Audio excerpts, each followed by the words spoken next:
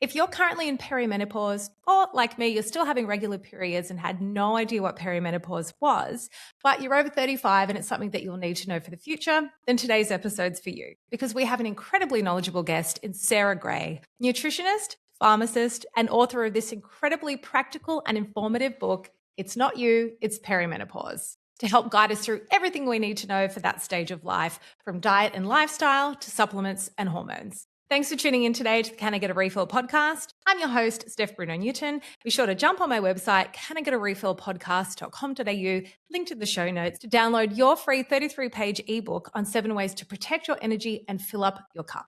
You cannot pour from an empty cup. So I've designed a guide to help protect your energy and take care of yourself as you up-level your life. Download it today and make yourself a priority in 2026. Okay, let's jump in. Hello and welcome back to the Can I Get a Refill podcast. We are joined by a very special guest today. I was very lucky to go to meet her recently by going to her book launch of her brand new book here. It's Not You, It's Perimenopause. That's exactly what we're talking today. We're talking all things perimenopause with the nutrition pharmacist, Sarah Gray. Sarah, welcome to the podcast finally. Thank you so much for having me. It's a pleasure to be here. And yeah, I'm really glad that you came along to the launch and we had some time to celebrate together. I love a book launch. Yours has really raised the bar. It was fantastic. One of my favorite episodes of Sex and the City is when Carrie launches her book, even though it's in season 5, which sucks. But I'm always like, I want a party like that with the little cupcakes, the little shoes on it. But yours really did raise the bar. Because you're from Melbourne, aren't you, Sarah? Yeah, I am. So I had to bring all that stuff with me. So we had the little cookies, and I've still got some of those cookies. Yeah. Coincidentally, the same company I use for my weddings, Stephanie. Sugar Rush by Steph. That's it. But amazing. The venue you had in Sydney was beautiful. This, for everyone who hasn't seen on my Instagram, it's like this rich forest green and this wall with these beautiful bookshelves that go for miles and like that exposed brick. It was the most beautiful venue, but the whole event was just done so beautifully with all your books laid out, the cookies with the picture of the book, the food. Love my food. It was a great event. And the questions about the book too, because I hadn't read it. I like to read the book normally before the book launch, so I didn't know what to expect. And it was really great hearing the questions. And you really know your stuff. And I just finished this book yesterday. It is fantastic. For someone like me, I'm 42, but not in perimenopause, I hope, because I'm trying for baby number 2. But it was just so...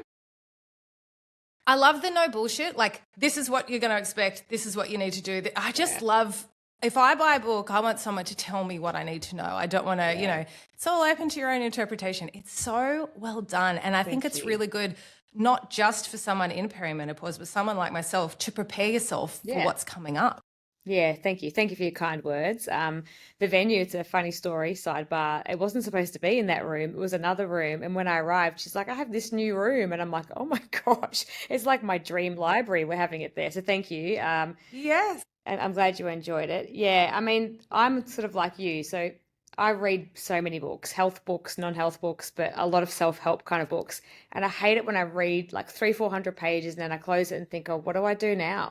Like, what do I do now? Yeah. What did I learn from that? It was nice words, but what have I? Yes. Yeah, so and that's why is not this book. Yeah, so that was my intent, to be really practical, really tangible, take things away from it that you can do so people can actually take nuggets. And then also you can refer back to it. So if you know, in the pharmacy looking for magnesium, you can actually look at that bit and think, oh, what do I need to think about when I'm selecting that magnesium supplement? So really quick tips on I that. actually took photos of some pages and favorited the photos. I'm like, just for when I get there and I need to know, I might not remember which page to go back to, and I don't want to bend the pages. So I did that. No, so good. And such a pretty book too. Thank you. We're going to get into a few questions, but in your book, you weave through this wonderful, I'm a real cake fan, and you weave through a wonderful analogy on cake to do with this. So I want you to weave that into the conversation somehow, because it's fantastic. Yeah. Okay, so could you please start by telling us about the work that you do as a pharmacist and what led you to write your amazing new book, It's Not You, It's Perimenopause? Yeah, of course. Thank you. So yeah, I'm a pharmacist and nutritionist, a pharmacist first. I've always been super curious about medicines and science. Then I had some food intolerances in my sort of mid to late 20s or earlier maybe, I can't remember now. And I sort of am so curious that I wasn't just happy with being told this is the kind of food you can and can't eat. I got diagnosed as having fructose intolerance. And I just was so frustrated with the whole thing that I was like, well, I'll just go and study to be a nutritionist because I want to know more about it myself. So I did a master's of human nutrition and actually thought, well, that will be the end of nutrition for me, pharmacy for me. I'll be now a nutritionist, and that will be the next chunk of my career. But as you know, with your career too, things weave together. So the two work actually beautifully together, especially with the supplements and everything like that. So I do have lots of different jobs that I do, but one of those jobs is I have an online clinic for women. And the local gym where I used to live, and up until 3 months ago, I've now moved to more regional, but the local gym used to send me, and still do, women that need a lot of help with sort of diet and lifestyle. And most of the times they turn up at the appointment and they say, oh, I've got midline weight gain, I want to lose weight. And as a nutritionist, that really didn't motivate me to work with people who purely wanted to talk about weight, because I feel like with weight loss and weight control, weight itself is not really an indicator of how healthy or unhealthy you are. And also having just a single-minded focus on weight means it's really hard to wrap strategies around that and stay motivated. Whereas if you've got a bigger goal, like I want to play with my kids more, or I want to be able to travel and I want to be able to walk around cities and I want to do things that requires me to have a lower weight, it sort of more strengthens that.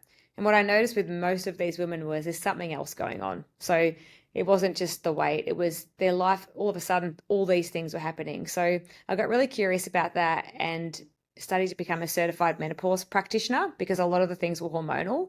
And through that, really developed a bit of a system, which is the cake, which we'll definitely touch on. So keep listening for that. But essentially, I developed a really nice system. And all the women I was seeing, in a limited amount, because you can only see so many people as an individual nutritionist, were saying, oh gosh, I wish you could help other people with this. There's so much valuable information. And so I thought the best way was to kind of codify that and put it into a book so I can help lots of thousands of people versus just the couple of hundred that I can help in a one-on-one consult each week. Absolutely. And help them while you're sleeping. Like everyone could read the book while you're not with them. Yeah. That's fantastic. You know what I love about your career there is that it started with the notion to help yourself. And that's when the passion is behind it. And that's when it sort of turns into something that you really want to do. Not like, oh, I became a lawyer because my dad's a lawyer. Like it's something that I'm really interested in this. So I really want to know more. I love that. And with the weight gain, I know what you mean. Everything's hormonal. Like hormones have been like my biggest struggle. And since having my son, they're insane. My PMS, the moods I'm having in my luteal phase are awful, really affecting my life. But people are focusing on that because that's the society we grew up in, on the aesthetic. That's the problem. So I like that you're talking to them and, finding out the underlying thing. But of course we're going to focus on the weight gain, because still to this day, that's what we're seeing on our socials. That's what we see all the time. Yeah. It's just, very thin represented people on our screens. So it makes you feel like you're not enough, really. Yeah, it's so true. And also what often happens is it's women that have typically been lean or had a very even body fat distribution, and they'll say to me, like I had a client this week who said, all of a sudden I'm not doing anything different, but all of a sudden I've got this midline weight. And it's because the change in slowly you're getting a decline in estrogen, and we'll talk about a bit more about what perimenopause is, but through that phase estrogen is trending downwards, and that essentially is changing where your body tells itself to store fat. So your body is not now saying store it around those hips and thighs and lower region or the breast area. It's now saying, okay, now you're going to go all to the midline. And that's why we do naturally gain a bit of weight. Like it is quite normal to gain like about 0.5 kilo a year for some people, unless you're actually actively trying to keep your weight lower. And therefore, if you are gaining a little bit of weight and it all goes to one area, you just notice it a lot more versus if it just distributes through your entire body.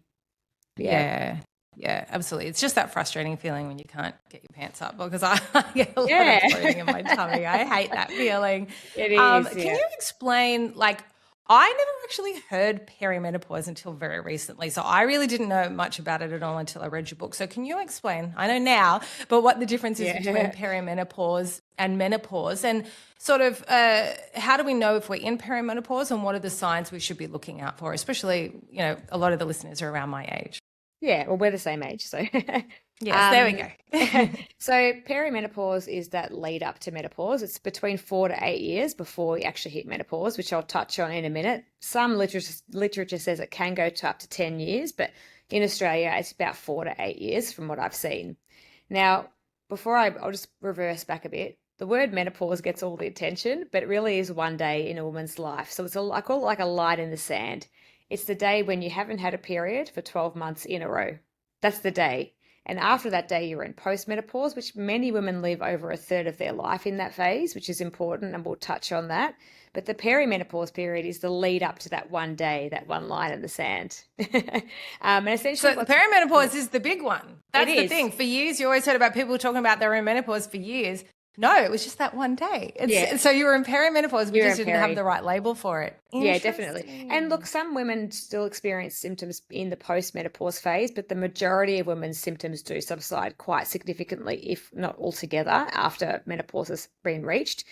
So I guess why is this happening is good for us to understand. And I always find this so fascinating that as women, we're born with a finite number of eggs, from being in the womb, our mother's womb, until we're born. Like, we already have that set amount of eggs, which I think is incredible that our bodies have that. And then every month, most women ovulate, and then our ovaries release an egg, and then we go through our menstrual cycle, which we can talk about at another time if we like. What happens is over time, our egg supply declines, which when you're in your sort of late 30s to early 40s, the level gets quite low typically. It's so different for every person. We have people still with a high egg supply in their mid 40s. So it's not for everyone this age range, but generally it will decline towards that sort of early 40s range. And so your body and your brain sending out different hormones saying, okay, ovaries, release me an egg. But your ovary doesn't have enough eggs to release, which what happens is then you then have irregularity in periods, which could be one sign, but all of that different signaling of your body saying release an egg and there's no egg, and the body's going try and release an egg again and sending all those signals is putting everything into kind of chaos, or kind of a zone of chaos where the hormones are going up and down because they're not able to do what they've done for the other 25 odd years of your life that you've been menstruating.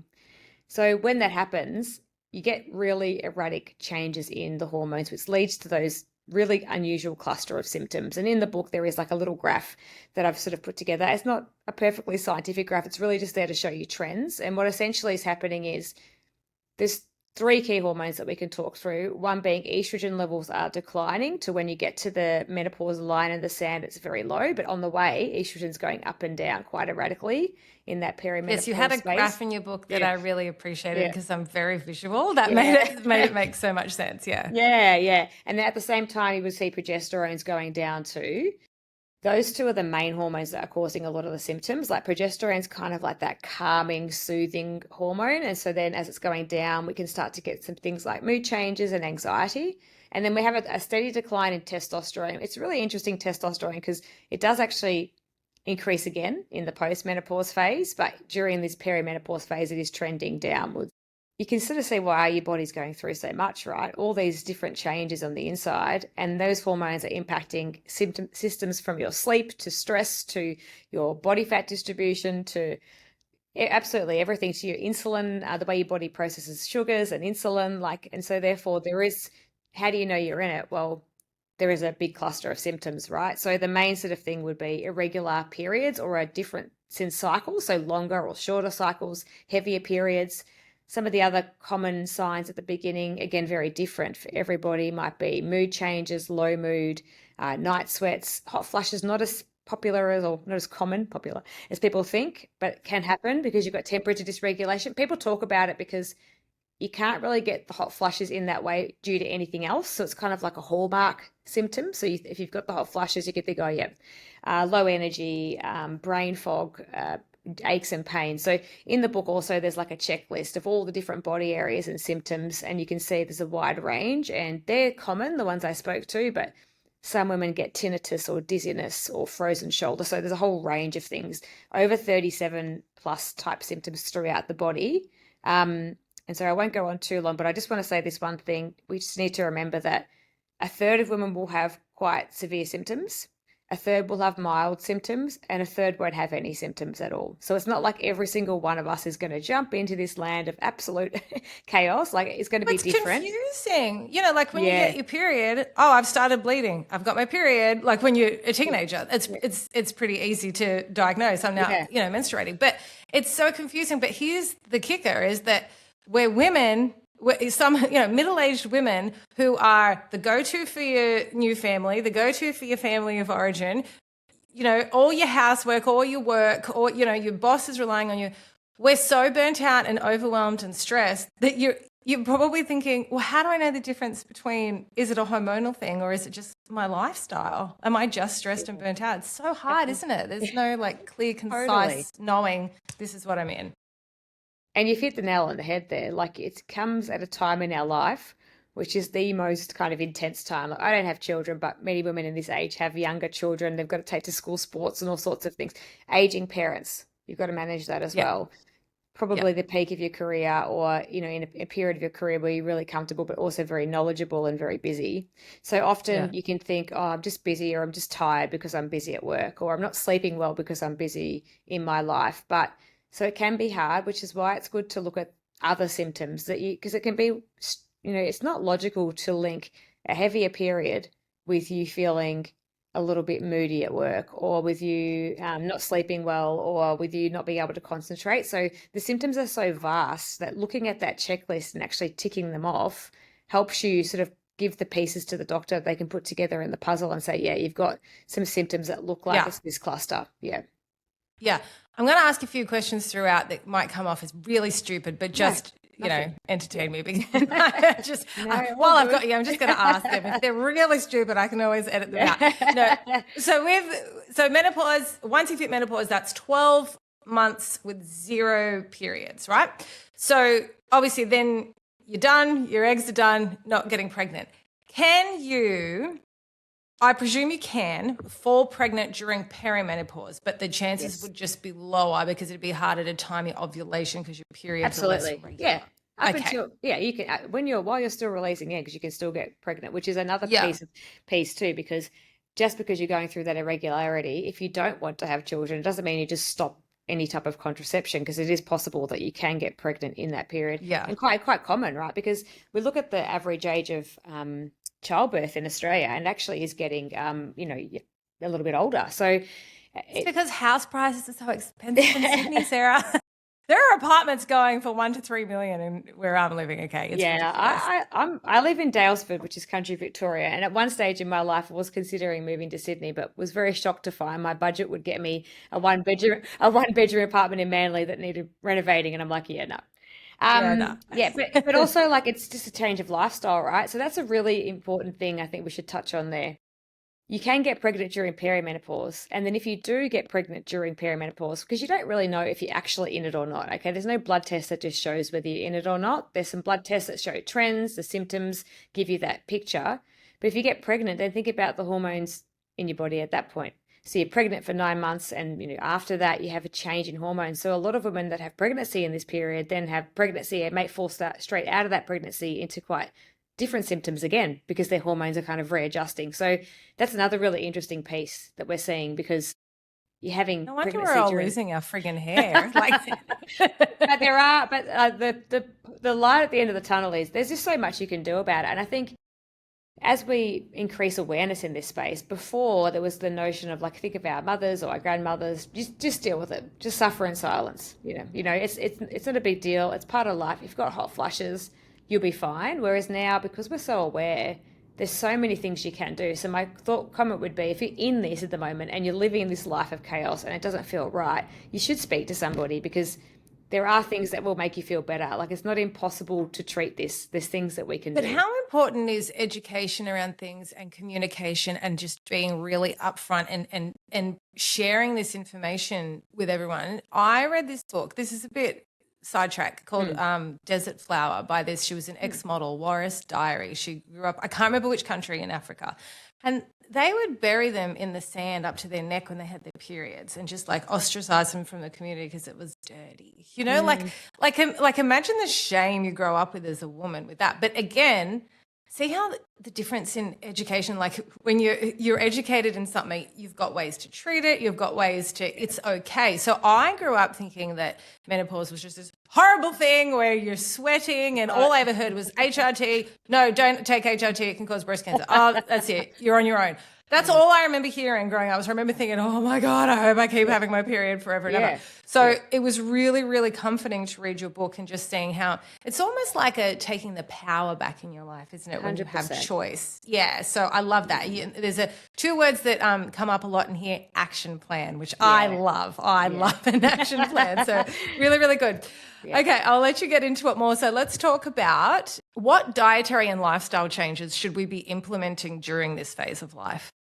Yes, sure. So I might just touch on the cake thing first and then go through that because I talk about the layers, but I'll just focus on the nutrition layer. But I like talking about this like baking a cake because like you, I absolutely love cake. And I love cake and I love an analogy, so just bang on. It's just about the easiest way. So I like to say that everyone's cake recipe is different. Just because an influencer's having a smoothie with 16 different supplements in the morning doesn't mean it's going to work for you. So your cake recipe is unique to you and there's key layers. So the flour, the sugar, things that are in every cake are the sort of base of your cake, the foundation, which is the nutrition. I'll touch on that in a second. Key things that we can do. And things that are important generally, but really important to set ourselves up for that post-menopause phase too. We can't just be focused on this phase. You may live a third of your life more in that zone, and you have issues with bone and heart throughout that phase. So there's nutrition. Then you've got the eggs and the milk or whatever binds the cake together, and I call that the thing that bolsters that nutrition foundation. That's the supplements. The lifestyle, which is like, sleeping well, moving well. We'll talk about that. Next is the carrots, the walnuts, the chopped chips, which is the supplements. That's the kind of next layer of the cake. As I say, not everyone needs them, but if you do need them, you need the right ones in your cake recipe. And then there's the icing on the cake, which is akin to the HRT, which yes, we can dive into. It got all the negative media, but you've probably heard me say this before. My husband's so sick of me referring to him, but he thinks that every single cake's better with icing. I disagree. Some cakes don't need icing. And therefore, the analogy helps me explain to people that not everybody needs icing. Not everyone can tolerate it or chooses to put that on their cake, but if they do, it can taste better. So there's an analogy around that we can dig up later. On nutrition, there are so many things you can do, right? I think I've got 8 or 9 tactics in the book that I talk to, which are kind of big tactics to help. In a nutshell, though, I try and make things really simple for people. So if you were to say, in 3 minutes, tell me, or 2 minutes, tell me what I should do in perimenopause, I would say focus on a Mediterranean diet pattern, which means more plants, more veggies, red meat once to twice a week, maybe some lean chicken, fish, fatty fish, which is your omega-3 fish like your salmon, your mackerel, and then lots of plant foods, some plant-based meals a couple of times a week, a little bit of tofu thrown in, which is really helpful for having some phytoestrogens, which can naturally balance the estrogen levels in your body, really clever. And then a little bit of red wine in moderation, but then sort of limiting that discretionary or sometimes food, so the biscuits, the chocolate, the chips, the fast food, and having extra virgin olive oil as the only source of oil that you use throughout your cooking. So that in there contains things like anti-inflammatory foods because we have inflammation in this phase of life. Foods that have a lower glycemic index, which reduce your blood sugar peaks and troughs, which can be more erratic due to an increased chance of insulin sensitivity in this phase of life. So it does a lot of things. It's got the fiber. The fiber in your diet can help recycle estrogen or help you excrete estrogen based on what your body needs. So you may not realize, but that diet actually is helping with your hormone balance, with inflammation, and actually giving you more energy at the same time. Yep. You're talking to someone whose family's from Sicily, and right. I love that diet. And it's like, I always have a generally low carb diet here, or like you talk about, like sweet potato will be my carb and that. But when I'm there, I'm eating so much pasta and I feel well and I'm not bloated. But it's definitely, they do a lot less protein. Did you ever see that Zac Efron did like a Netflix doco and he went to Sardinia and he's like, because he's, like a gym junkie and he's like, I always have so much protein and they're just having, like my dad will still cook, just pasta with veggies and no meat. And it's tough. There's a lot of back and forth with nutrition out there and it's tough, especially in this phase of life. You do need a certain amount of protein. So, but you really do put it so well.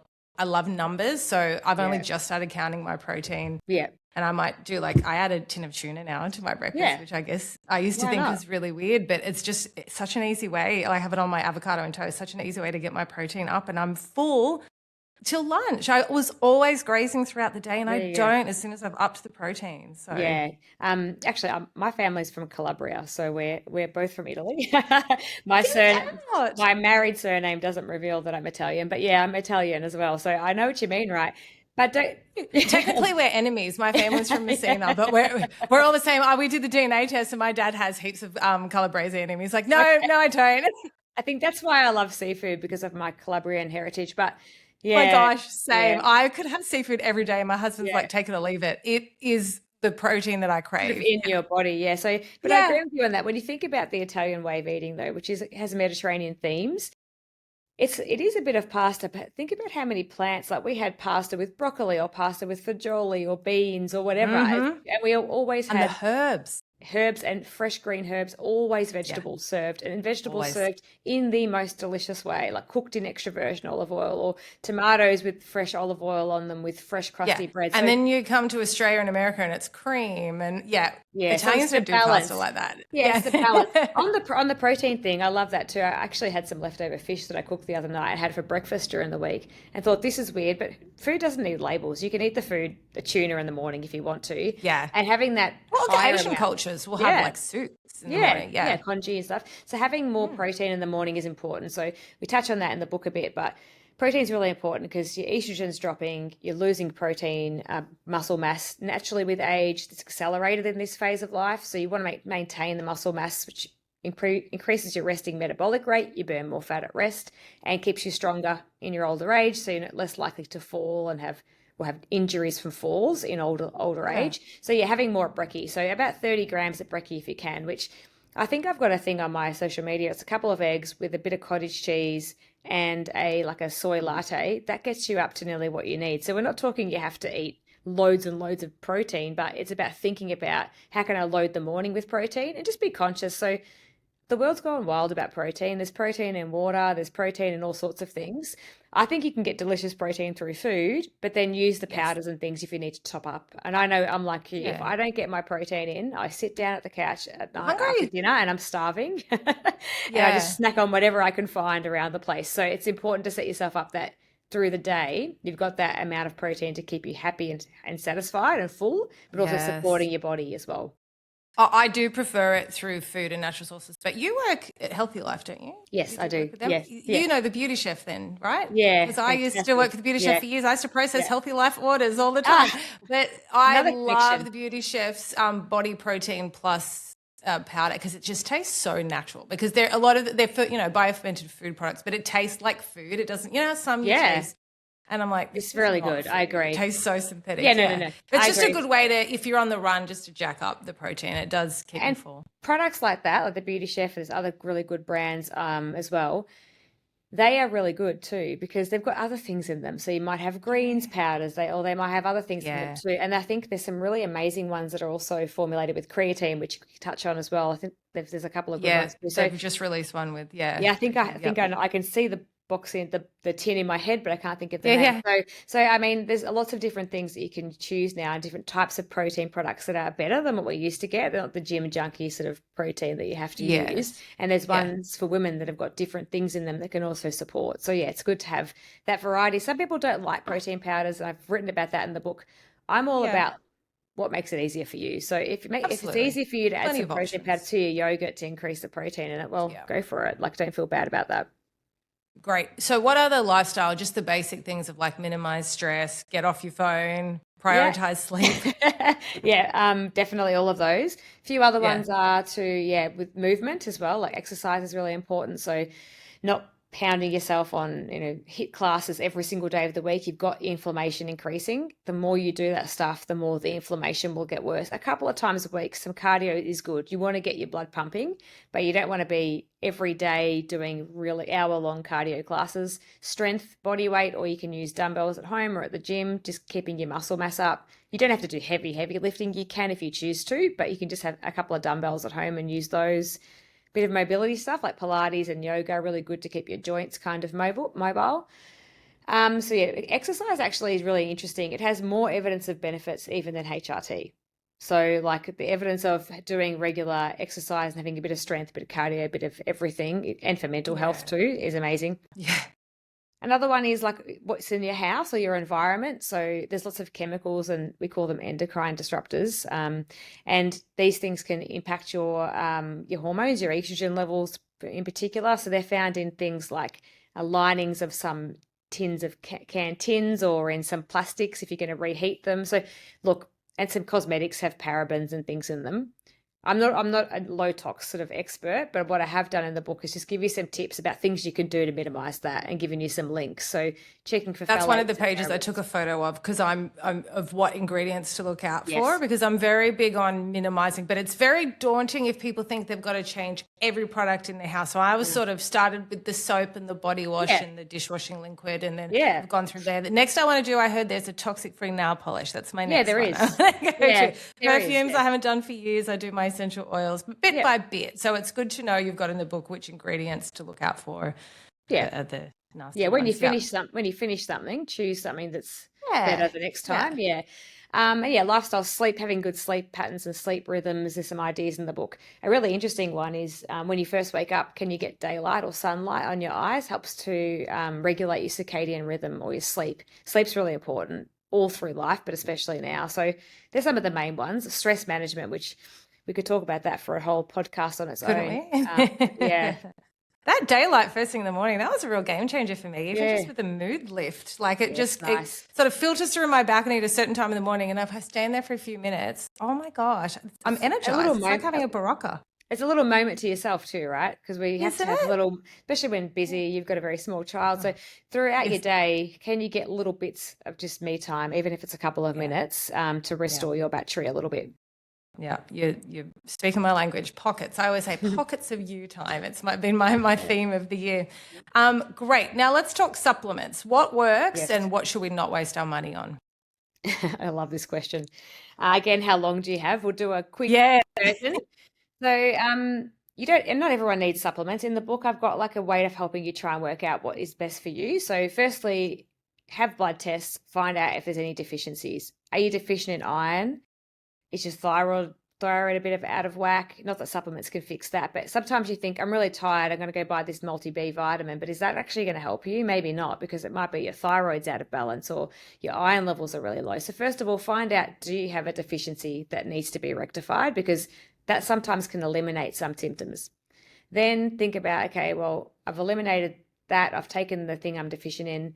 I've sort of stabilized my nutrition for a few months, but I'm still getting really terrible hot flushes, or I just have no energy levels, or I just cannot concentrate during the day at work. Think about those specific symptoms and then choose something targeted to help with that. I would choose one at a time. So I wouldn't go and buy 5 different supplements at once and start taking them, because you start taking them and you feel great. You can take them for the rest of your life. So add on one, try it for 4 to 6 weeks. If that does nothing, pull it back and then keep going that way. So how do you know what works and what doesn't? There's evidence around them in the book. You are best to speak to a health professional, or at least look through the book to get a bit of a tip. Of the ones in the book are the ones I recommend most commonly to my clients. There are others, but there's a big range in there.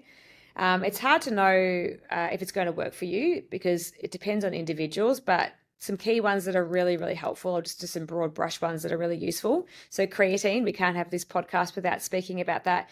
One of the most highly researched supplements of all time, is fantastic for that support of your muscles, which we spoke about being incredibly important, but also some incredible research showing how it gives you mental clarity and helps with that brain fog. And many women take it. It's a 5-gram dose a day. Many women take it and feel so much better, clearer, muscles are really strong and feeling great. But there are a small proportion of women that take it and can't tolerate it and get bloating. I think yourself, me included. I was so disappointed. I love adding a good supplement. And my husband was taking it and started to look so fit and shredded. And I did just the 5 milligrams. I think I even gradually increased it up to 5. And the weight gain from the fluid retention. And this is 2 months in, because my husband said, I should last about 2 weeks. I stopped taking it and lost like a dress size. And I was so disappointed, because I really love the benefits, but I My body's just sensitive to things. So Yeah, me too. I can't take it myself. So there you go. I get really, really sore stomach with it. It just doesn't agree with me. So it is a good one, but I always say don't feel bad if you can't take it. There's other things. So for us, we just got to really be conscious of our protein, which you're doing your tuna. So we could do things with diet. Magnesium is also another one everyone talks about. Making sure you get the right form of magnesium. I break that down too. So you've got your glycinate, bisglycinate, your calming ones. You've got your magnesium stearate, which actually can help with period cramps, period pain. You've got other forms of magnesium for muscle health. So it depends what you're using it for. It can be really good for sleep health too, but know what you're using it for. Choose the right form and the right dose. Lots of other ones that you can take, but there's some that you can use for hormone changes. So if you're finding that you're feeling a bit, if you've had PMS and you feel like it's getting worse, there are some herbs that you could try that might sort of stabilize. So there's a Siberian rhubarb extract that's been actually had some really good evidence of showing that it helps with some symptoms. I like that one. And then the other one I talk about a lot are adaptogens. So these are herbs that help your body adapt better to stressors, and our cortisol levels will naturally increase in this phase of life, especially with the inflammation and just the happenings of life. So adaptogens, I really love ashwagandha because it helps you feel more calm and respond better. I will just say, be careful of how long you're taking it. 12 weeks is kind of like the max time we see safety for. So really, and I didn't know that. So it's I not was the taking kind. it ongoing. You can do that, but in some cases, over time, it can impact the liver. So if you're doing it longer term, it's just important that you're getting blood tests from the doctor to make sure your liver health's okay. Oh, I But have, also, and it's good. Okay. yeah. So it's just something, and the right dose as well. So it's not the panacea, but it's something that might actually help. I know I feel a lot better, and I often use it for if I know I'm going into a particularly busy period, I'll use it just for 3 months to get me through. So there's so many things that you can take, but I've tried to break it down into the different areas. So I talk also about worrying about your bone strength, your brain health, omega-3s. So if you had all of them, like it would just cost you a fortune and it would just be untenable to continue. So choose ones that you really want to improve your health with, and other things that you can get through food like calcium or omega-3s for your brain and your bone health. Try and get that through your diet and enjoy those foods, and then supplement with things that you can't so much get through foods is a good way of thinking about it as well. I think that's the most important thing. I've had some biohacking episodes, and I watch these biohackers who take like the longest list of supplements. Listen, if I had the means, I would. I love taking things like that I think are going to benefit me. But we have to be realistic about, finances in today's society. So I love that there's so many things you can do naturally. But I heard something the other day. I can't remember what it was, and they're like, you got to do this to live longer, this. And then they're like, but don't worry about implementing everything, because the worst thing for your body is stress. So if you just do things like with joy and get sleep, you're already benefiting yourself so much. So I love the idea of where you can try and get things from your diet, and then where you can't, or when the blood tests show up that you're deficient, then supplement. Yeah, you can get and you got to be thinking about calcium and omega-3 and all these things for later life, but you can get those through delicious foods. I'm getting this feeling at the moment it's becoming a bit elitist. Like if you can afford all the supplements for perimenopause, you can create this smoothie in the morning and it's the most delicious smoothie. But I calculated the cost of one of the smoothies an influencer was sharing, and it was like the value of those supplements in the smoothie was upwards of $40. I'm like, well, you're going to pay for. Would you go to a cafe? Yeah, a day. Yeah. There's so much in there. So would you pay $40 for a smoothie at a cafe for breakfast? Like, it's not tenable for the average person. It's just not. So don't feel overwhelmed by that. Yeah. Yeah, I think that's really good advice. Can you talk us through, this is really important, how to advocate for yourself at the GP with perimenopause? And for someone who has just been really gaslit by doctors, particularly male doctors, I think this is a really important one. Yeah, so common. Most women that I help have often seen a doctor and just been told it's nothing. And it's no discredit to doctors. Yeah, a couple of things there. Doctors are busy. There's not enough of them at the moment, and not all of them have a special interest in menopause. So there are some things you can do. So if you have a regular GP, that may be okay to keep seeing them. Ask them, is there another GP in the clinic that's a specialist in menopause that I can speak to or have a special interest? They can't be specialists. And go on the Australasian Menopause Society website and try and find a doctor in your area who's listed themselves as having a special interest, because the science on this changes every day. So somebody needs to be really up with it. The It's first great one, yeah. advice. I'll link Yeah. that in the show notes for everyone Yeah. listening. Yeah, That's good definitely. advice. That's a good way to start, because then you know the doctor you're speaking to is special interest in that.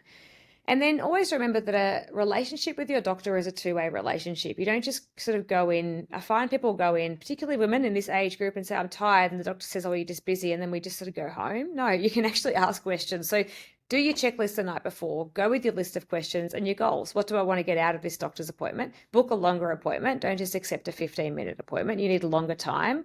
And then say, these are the things I'd like to talk through today. And if the doctor seems to dismiss it, or you don't feel like the answer is helping you, never leave the room feeling uncertain. You can either say, I need more information, or I'm not clear. And if you leave the room uncertain, then go and get another opinion, is what I would say. Ask as many questions as you can, but think about what you want to get out of it, and don't be overwhelmed in the moment if you can, because often the doctors don't get all the information. I'll speak to a doctor about a patient and they'll say, well, they never told me the stuff they've told you. I agree with you there. I don't mean, it might have sounded like I was putting doctors down, but absolutely No. not. Like, they've got so many people to see and an average of like 7 minutes per person. So I will go in with a list of very specific, this is what I need, because I'll get in there too and I'll forget. So I have to have that. Yeah. And I find that they really do their best to either get the answers for you, find the answers, or refer you to someone who can give you the answers. But that's about me giving the info that they need. Yeah, and there's all different experiences that I hear. The most difficult thing for me to hear is that a woman I've referred to a doctor has gone to a doctor, and the doctor has dismissed them being able to access HRT without properly explaining why. So I think it's or just prescribing HRT and then the patient calling me and saying, I have no idea how to use it. I'm really scared about the risks. And then me spending that time with the patient. So I think it's about, with such a busy, rushed world, people need time in this phase of life to have a conversation about what's going on. Yeah.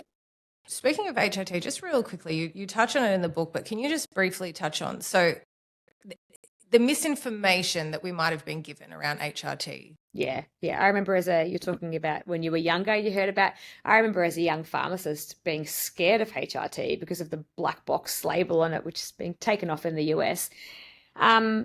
Look, there was an older study back in 2002. I talk about it in the book that it wasn't run that well. It was sort of stopped early, and the media cherry-picked what they wanted to from it and blasted out that all HRT is terrible, it's going to cause cancer. That's a very summarized version of that. If you want more detail, I go into that in the book. But what happened then is a lot of doctors and women got really scared of using it.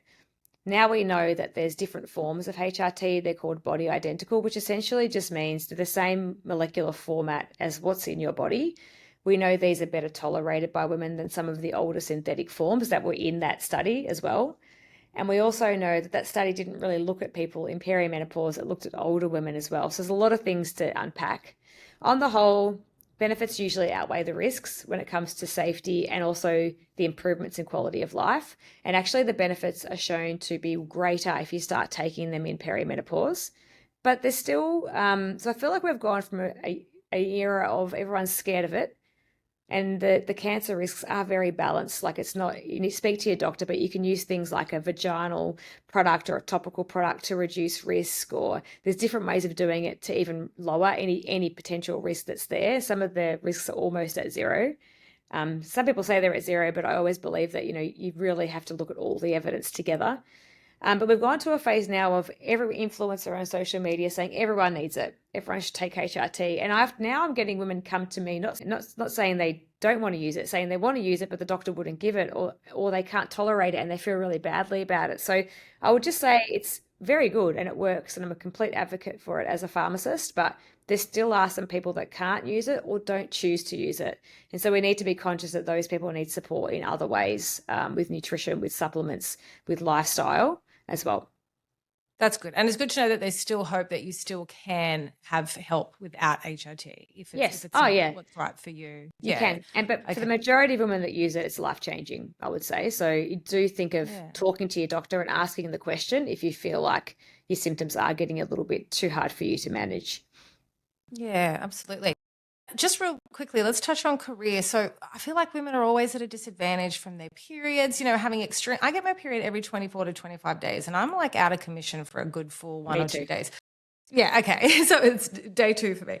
So I Yeah. feel like from periods to endometriosis to pregnancy to perimenopause and menopause, we're hugely disadvantaged in our careers and wealth creation. So could you talk us through some strategies just to help us thrive or just to give us hope for this period that you can still have a really great life and career? Yeah, it's interesting. I've had this question a lot, and I've run some workshops actually at Healthy Life, but also at other places. And there's so much amazing research. There is a online research survey that was completed by Dr. Louise Newsom and a colleague that actually surveyed women in this phase of life and asked them about career questions. And there was some astonishing things that came out, like women leaving their careers early, not going for promotions they would usually have gone for, taking sick days, but never feeling they could admit why they're taking those sick days. And then the most astonishing thing I find, where I can give you some ideas, is around saying that their work is less quality and they're not as efficient. And what I would say is, when I work with people, often ask them a question and say, well, is that a self-perception? So the first thing is, if you feel like you're at work and you're not doing things as fast as you were doing, it's often you're doing something in 10 minutes that used to take you 5. So just be a bit easier on yourself. And if you think your performance is that terrible, well, other people would be telling you, but also seek feedback from some trusted colleagues, because often I find it's you also being a bit hard on yourself and expecting the standards to be up here when they can be a bit lower if you're not feeling yourself and you're still actually getting your work done. That's the first one. The second is, your workplace is super important. A lot of workplaces are bringing in menopause kind of policies, but I'd like to think that we're changing, and I'm trying to help change that with some of the education that I'm doing in workplaces and with some institutes as well, around having menopause-friendly workplaces where people can talk about the fact that they're experiencing it, and that younger women see what is happening and they can support older women, that men in the workforce see it as well. So having a workplace where your uniform isn't so heavy that your temperature dysregulation doesn't lead you to be sweating while you're working at the register, access to cool water, temperature controlled, like air conditioning, if you're not allowing people to take a moment when they need a moment, and also being vulnerable and authentic. Like if I lose a word mid-sentence, I'm very happy to say, oh, perimenopause moment, and that helps other people think they can lean into that. I'll just tell one quick story about a workplace that I helped through my work at Healthy Life. There was a retail store where there was a group of women, and one woman put her hand up and said, I talk about it all the time. I'm in perimenopause. I sweat all the time. And all the other girls are now telling me they're experiencing it. And we actually all know that if they can't find me, I'll be in the freezer because I'm so hot. So like, if we can't find her, she'll be there. So they talk about it, and it becomes a community, which is, I didn't talk about that in lifestyle, but community and connection are really great to help you thrive. Huge. Yeah. Yeah. Absolutely. No, Yeah. I love that. I love this. Again, it's always having the language around things. It removes shame. So I think it's good for people to talk about. And it's good to talk about in front of men. They need to know what we're going through. And with younger women, but like you said, the temperature thing, I thought straight of the beauty chef, because the girls always had the temperature so freaking hot. And my whole life, I've been like a man. I am a sweater. Like it's like today it's 32 degrees. My hands feel like they're in a bathtub, like they're getting wrinkly because of the sweat. I'm so hot today. But that's really good to have that. It's that sense of community, to feel like you're not on your own, and people can work with you through that. Just wonderful, wonderful tips. I'll just end with asking you, this podcast is all about filling up your own cup. So what's something you'll be doing in the next week to fill up your cup? Great question. So I just recently moved to Daylesford 3 months ago, which is country Victoria, and I have the most beautiful garden. And I had this absolute realization on Thursday, just before I left to come to do another thing in a different area of country Victoria. I have this garden outside, but all I do is just work all day and never actually go outside. So what I'm going to do is, and you can check in with me, please, next week, I'm going to go out in the garden at least 2 to 3 times a day, even if it's for a 5 to 10 minute walk, and just sit back and relax and enjoy what's around me, because I've just been living in this house with this beautiful garden, but I never go in it. So I'm going to commit to doing that. Love that. That is the whole point. I was saying that to a mum friend yesterday. We took our kids to the park, and I was saying how there's these penthouse apartments going for 5 or 6 million. And I'm like, but wouldn't you want a house with a yard? Because I'm like, the whole point. So I have lived in an apartment for 10 years and I never utilized the backyard. And now I'm in that backyard 3 times a day. We've got a great communal backyard because my son needs to run around. I take my shoes off, I do my grounding and walk around, and I'm like, oh my God, I should have been doing this the whole time. Yeah. Just taking that few minutes in nature. Or we lay down and I just watch the trees while he's Leave blowing your bubbles. phone inside. Yeah, phone's inside. I'm not taking the phone. Yeah. It's better than any supplement out there, right? Like it just makes you feel so grounded. Yeah. Love that. You do that. Take your time in your garden. I will check in with you. Thank you so much for writing this wonderful book that has really helped so many women already. And for your information today, I'm going to link everything for your website and everything in our show notes. So I urge everyone to go and have a listen. But thanks so much for your time today. Thank you. Thanks so much. And everybody, please do something in the next week to fill up your cup.